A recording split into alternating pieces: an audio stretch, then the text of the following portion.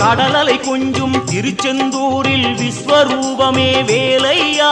பழமுதி சோலை அறுபடை வீடும் புண்ணிய தரிசனம் முருகையா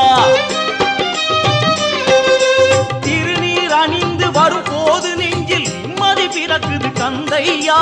முகனே சிவனார் மகனே உன்னை பாட பாட சுகமாகுதையா வேல் முருகா அரோகரா அரோகரா வேல்